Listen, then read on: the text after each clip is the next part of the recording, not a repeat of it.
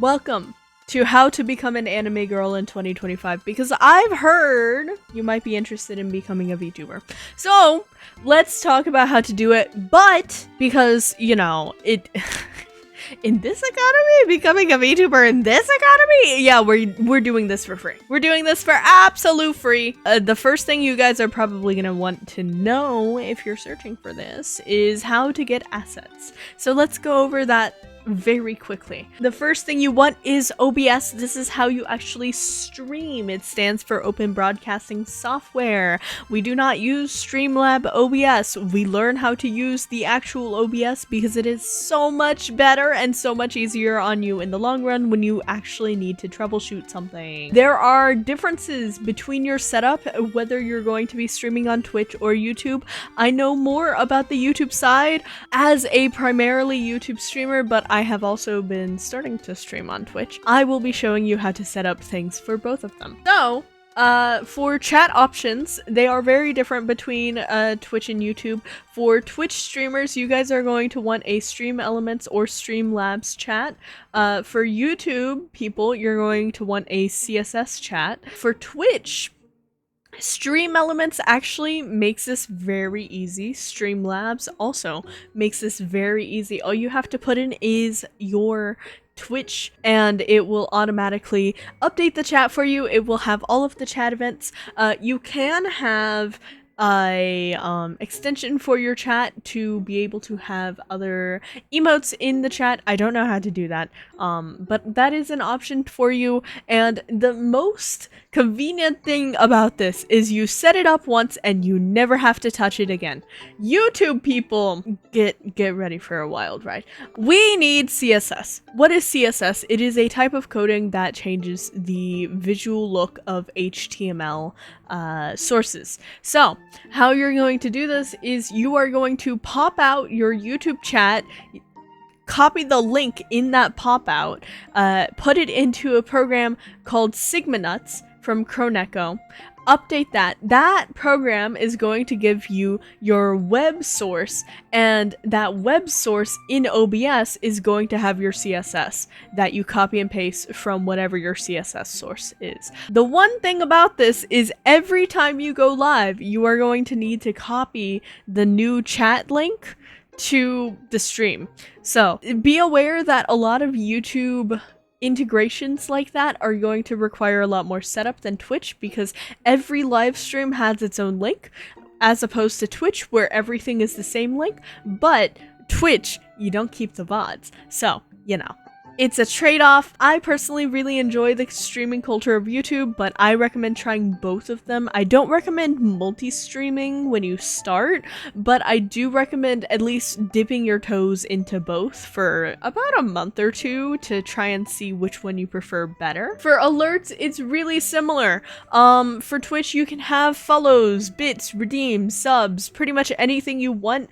When it comes to alerts, you can do them really easily through, again, whatever you're doing your chat for probably also has a extension for alerts, and you set them up really similarly to your chat alerts. Whereas YouTube, the only things that really work for alerts are memberships and supers. Unfortunately, you cannot do subscriber alerts on YouTube because they will not work, because people are not publicly subscribed to you on YouTube, so YouTube doesn't share that that person is subscribed to you unless you are in their dashboard. Thus, these websites that do alerts cannot accurately reflect whenever someone subscribes. They can only reflect when someone publicly subscribes. So for Twitch, you have a lot of options. You can use Stream Elements, StreamerBot, SAMMI, StreamLabs, WARUDO, and it's pretty much anything that you can program alerts for. It is all made for Twitch. Twitch is the golden child here when it comes to interactivity. You can do it all different ways that you want. You can have redeems for all different things, and you also just set it up once and then you forget about it. You basically don't ever have to touch anything you set up for Twitch. YouTube, you are basically only working on alerts and things like that if you are monetized. And you have to set up everything, including a chat, every stream. When it comes to the alerts though, there's a larger possibility that depending on what you are using, it's more on the program's end that you're either reauthorizing a token or making sure the link is working so that the alerts are not reading from a different waiting room. Stream Elements and Streamlabs chats do not work. The reason these chats do not work is if you have multiple waiting rooms on YouTube, if you have like your stream set up, which you should be doing if you are on YouTube, this is the culture. You set up your streams in advance so people can get notified when they start. But if you have multiple streams in a week set up, Stream Elements and Streamlabs will not know which stream to send it to or which stream to read. So you can only have one waiting room up at a time, which is really inconvenient for YouTube streamers because scheduling is part of the culture. So that is something to keep in mind. For OBS, you can also put into consideration your backgrounds. Where am I gonna get backgrounds? Well, the first one is WARUDO, which WARUDO is a 3D platform. If you have a 3D model, which we will be getting into later, you will be using WARUDO most likely for your tracking unless you're using something like VSeeFace. So if you're already using WARUDO for tracking, why not just set up your background in WARUDO? It's the same stuff. There are tons of VTuber assets for free on Booth if you know where to look. One of the ones that comes to mind for me is Argana Witch's room assets. It'll be linked in the description along with all of the other resources. There are a lot of different free assets for Booth. It is helpful to know Japanese if you are browsing this website, but it is not at all necessary. Then just make sure the usage rights are there and you will be good to go. You can also be like me and make your background in CANVA. That is exactly what I did. And it is how I got like moving screens, animated backgrounds that I just did in CANVA, and they all match.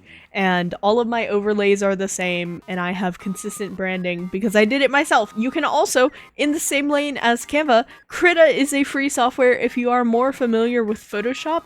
KRITA is a great option. It has a lot of the same tools. It's a little bit cumbersome to learn, but once you know how to use the tools, it's actually very good. And again, in the same lane as Booth, you can find free backgrounds also in OKUMONO. OKUMONO is also really helpful for thumbnails. It is a lot of free graphics on their website. Everything can be used for VTubers. It is widely used by the Japanese community and VTuber agencies alike. It is helpful to know Japanese if you're browsing this website, but again, you can just get a very long way by switching the language in Chrome or something like that. For models, I am going to highly recommend using a VROID model when you first start. If you're trying to VTube for absolutely nothing, VROID has come a long way. You used to have to go on Booth for like any sort of preset made thing, but nowadays VROID has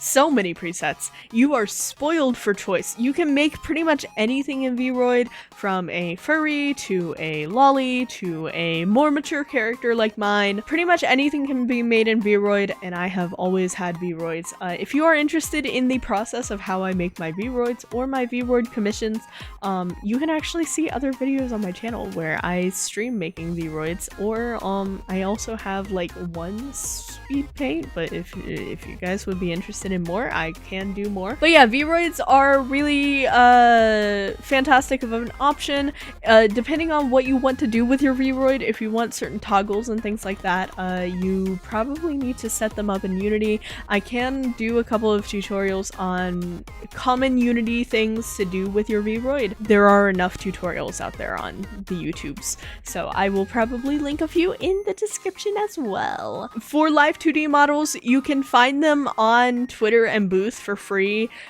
Please be mindful of these. A lot of the times with the Booth models that are free or either low cost, they are models that other people will also be using. And they also have specific usage rights, so make sure to check those out. For the Twitter models, you can actually find a few customizable free models, but just be aware that because they're customizable, other people are also going to be using the same model base. You're probably not going to have something super unique, but it is good enough to start streaming.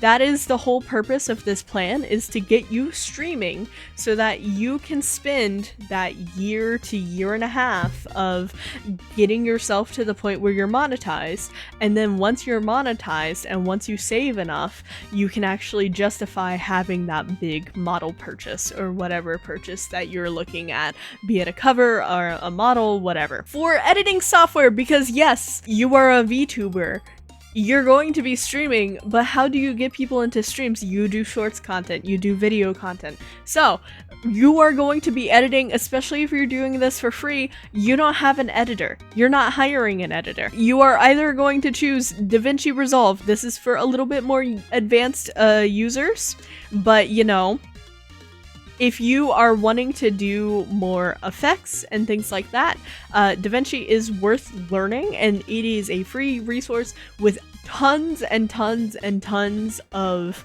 tutorial content already out there on the internet.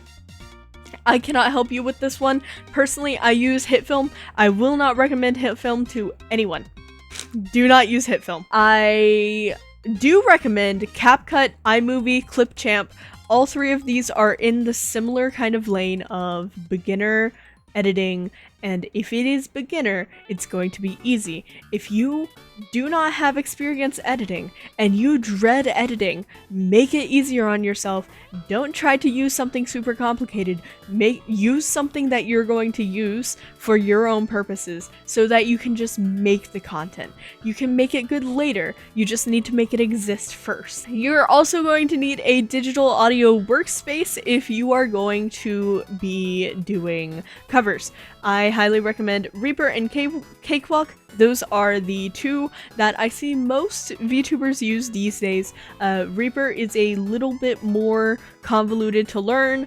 Cakewalk, it is really easy to just go in, record your vocals, and make it sound amazing. If you have these two, you can learn how to mix your own stuff, and you will seldom need to buy mixing from anyone. This is covers on a budget. This is covers for free.